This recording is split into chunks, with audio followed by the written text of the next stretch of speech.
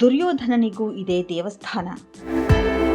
ಮಹಾಭಾರತ ಮಹಾಕಾವ್ಯದ ಪ್ರಧಾನ ಖಳನಾಯಕನೆಂದರೆ ಅದು ದುರ್ಯೋಧನ.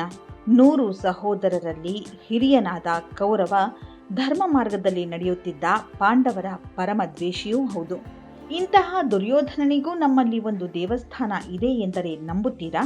ಹೌದು, ಇಂತಹದೊಂದು ದೇವಸ್ಥಾನ ಇರುವುದು ಕೇರಳದಲ್ಲಿ. ಇದು ಭಾರತದಲ್ಲಿ ದುರ್ಯೋಧನನಿಗೆ ಮೀಸಲಾಗಿರುವ ಏಕೈಕ ದೇವಾಲಯವಾಗಿದೆ. ಕೇರಳದ ಕೊಲ್ಲಂ ಜಿಲ್ಲೆಯ ಪೊರುವಾಳಿ ಗ್ರಾಮದಲ್ಲಿ ಈ ದೇವಸ್ಥಾನ ಇದೆ. ಇದನ್ನು ಪೊರುವಾಜಿ ಪೆರುವರುತ್ತಿ ಮಲೆನಾಡ ದೇವಸ್ಥಾನ ಎಂದು ಕರೆಯಲಾಗುತ್ತದೆ.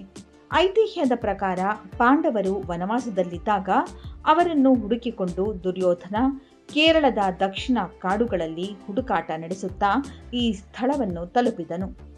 ಅವನಿಗೆ ತೀವ್ರ ಬಾಯಾರಿಕೆಯಾಯಿತು.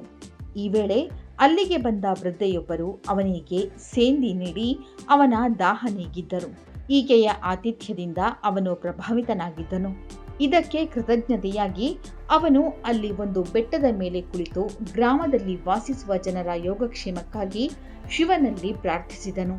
ಜೊತೆಗೆ ಅವನು ಗ್ರಾಮಸ್ಥರಿಗೆ ಕೃಷಿ ಭೂಮಿಯನ್ನೂ ನೀಡಿದನಂತೆ.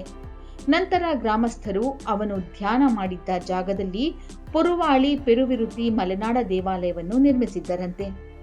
ಇನ್ನೊಂದು ಕುತೂಹಲ ಸಂಗತಿಯೆಂದರೆ ದೇವಾಲಯವು ಪ್ರತಿ ವರ್ಷ ದುರ್ಯೋಧನನ ಹೆಸರಿನಲ್ಲಿ ಆಸ್ತಿ ತೆರಿಗೆಯನ್ನು ಪಾವತಿಸುತ್ತದೆ.